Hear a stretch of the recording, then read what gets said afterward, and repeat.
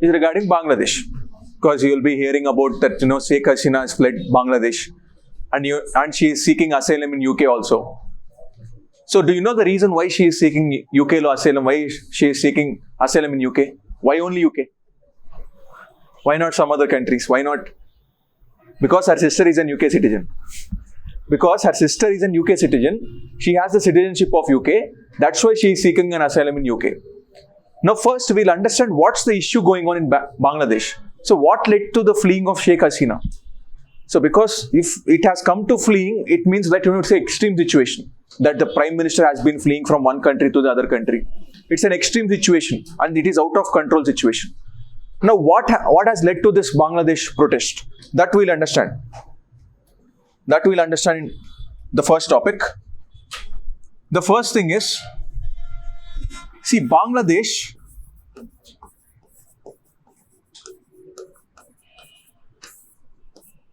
so 1971 was the time when the Bangladesh has been liberated.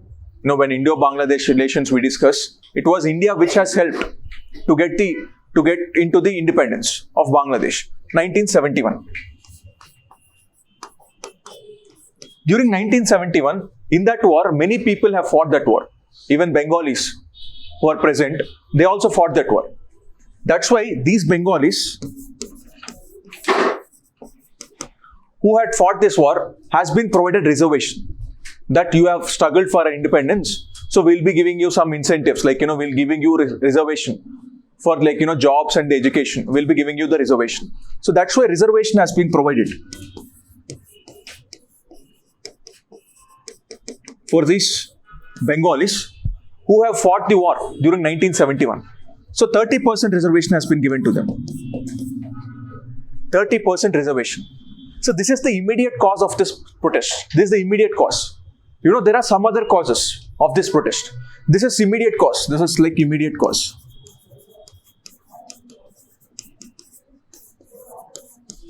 Because 1971 was over. Now their children would have been born. Their grandchildren would have been born. They are also enjoying the same reservation enjoyed by them. So what's the reason of giving the reservation to them? That's why they are not pro-reservation. The students are getting into the streets for the protest. It has been started in the Dhaka University. The protests have started in the Dhaka University. So under it has spread like a wildfire into the whole nation, to the Bangladesh. So this is the immediate cause. Now the Supreme Court of this Bangladesh have asked to reduce the reservation also. Rather than giving 30%, give only 7%. Which has also been opposed by the student unions. That why should we give the reservation some people who are outsiders? So why are you giving them reservation? That's the main cause of contention. Then there are some other issues which has been faced in the Sheikh Hasina government also. Now, when it comes to this governments, we have the parties. First there is a party called Awami League.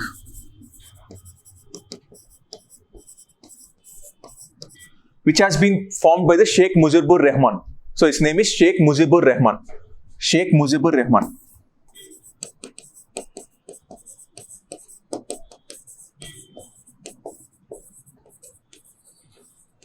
Who has formed this party? And this party is responsible for getting the independence of Bangladesh. Because this party have started the struggle for the independence. Now this party was in power after the independence.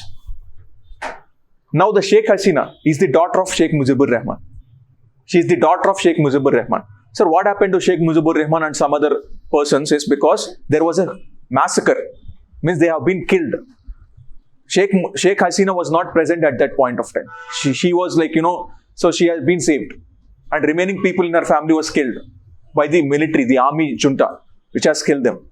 Now it has been ruled by Sheikh Hasina.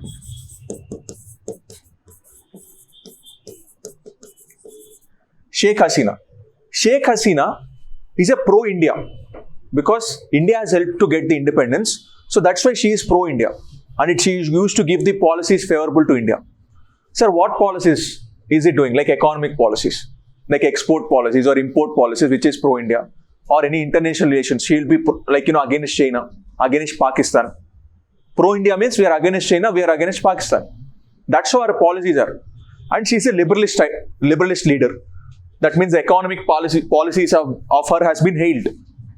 She has got to power in 2008. And from 2008, continuously she is winning elections. And even 2024, January election, she has won the election also. Now, Sheikh Hasina has implemented so many economic policies and so many infrastructure projects that led to the per capita income of the Bangladesh to increase manyfold. Like it is greater than India also. The per capita income of the people who are present in Bangladesh is many folds greater than the people staying in India. That's how her economic policies were. But economy-wise, it is good. But not the political and social democracy is very bad in the Bangladesh. So economic democracy is very good. But when it comes to political democracy, there is another party. Just like how we have the BJP and Congress here, there is another party which is staying in Bangladesh. That is Bangladesh Nationalist Party. Bangladesh Nationalist Party, which has been led by Khalida Zia. So there is other lady called Khalida Zia who is leading this party, but she is more radicalist. She is pro-China. She is pro-Pakistan. And she is an extremist tendency. This party has the extremist tendency. These are normal. The extremists, this is a normal thing. This is a radical. They want to do it like in a military way. So that's where BNP was in power also. Before 2008, BNP was in power. But the people have struggled to get the Sheikh Hasina into power because they want a change from this military rule. Now, what has the Sheikh Hasina does is, after the 5-year tenure is over and there is an election schedule, in between there will be a caretaker government.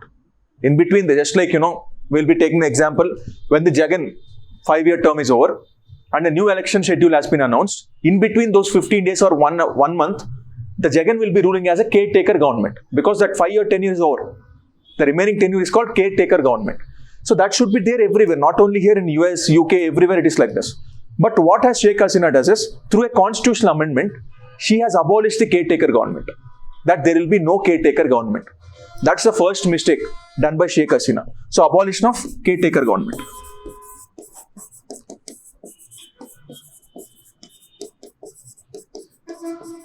Caretaker government.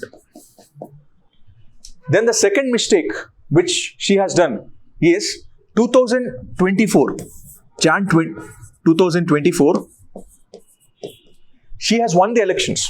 Again, she has come to power. But there has been criticism that all the leaders from the BNP has been banned to contest the elections. If there is no other party, obviously the people will vote to only one party. That's the thing, right? If there is no two things, only one party will win. That's what the second mistake she had done. She has banned all the BNP leaders from contesting elections. That's the second mistake she has done. So there is no proper democracy which is working there. If there is a democracy, it should be the people who should choose the party. So if there is no other way, the people are choosing only one party. That's so that the second mistake that has been done by the Sheikh Hasina government. So because of these continuous mistakes, so there has been protest that has been out. And there has been allegations that some Pakistani support is also given to the people who are in the protest. Even the China is supporting them indirectly. That's why it has reached to the home of the Sheikh Hasina also, the protest. So this is the whole issue going on. That's why Bangladesh protest has been continuously in news. Have you guys understood the issue? Yes? So this is Bangladesh protest, the reason is. Now what should the impact on India? Okay, that's the major question UPSC asks. UPSC doesn't want to know what's happening in Bangladesh.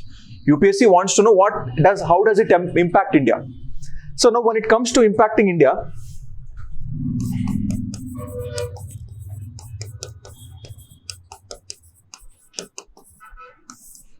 so what is the first impact do you think we'll have? What is the first impact? So the trade impact, the trade suddenly stops. So we are trying to import some pulses or some agriculture things from them. Obviously, it will be a trade impact. It's not a major impact, it's a minor impact, the trade impact, because we are not a major importer of those things from Bangladesh. That's why economic impact. The trade. What is the second impact? Internal security. See, there is an insurgents who are staying in Northeast. There is a Nagaland where the clashes are going on. There is Manipur. There is Tripura, the northeastern states. Continuously, there are clashes going on. Now, the Bangladesh, sometimes what these people does is, they'll go and stay in Bangladesh. and try to work against India. Through Bangladeshi support, we were trying to counter those activities which are against India. But now Bangladesh is already in turmoil. Who will help us to weed out those insurgents? The insurgency in the northeast can increase. That means people who are working against India will increase in northeastern region. So the insurgency.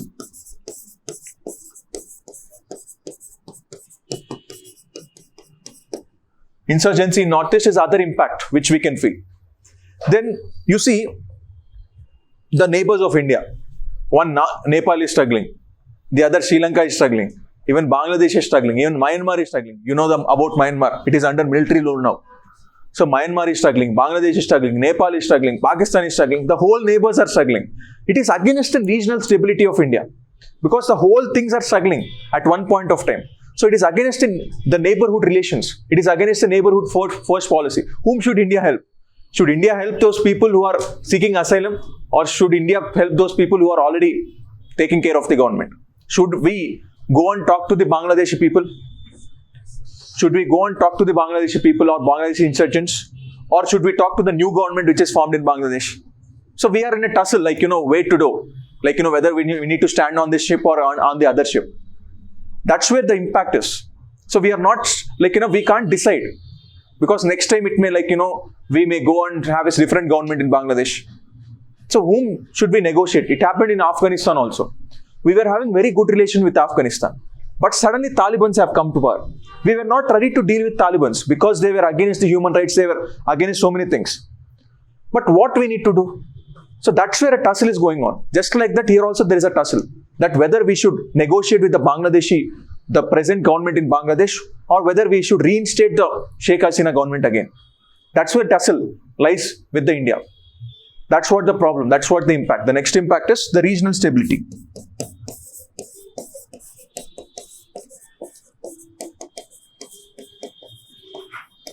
And there has been rumors that this Bangladeshi insurgents are getting the help from US also. Because US doesn't like the Sheikh Hasina government. That's why the US is also indirectly helping these insurgents. That's why it is also in news also. So this is the whole impact on India. So have you guys understood about the Bangladeshi protest and impact on India? So this is if you read any other articles, you'll be looking at this only. Rather than this, you don't need to read. Because all the articles will be saying only one thing. What will Sheikh Hasina do next? Who knows? See, yesterday she have landed in Hindon Port, which is very near to the Delhi border, Noida border. Now tomorrow she can be somewhere else. You can't know, right? You can't judge a person's reaction.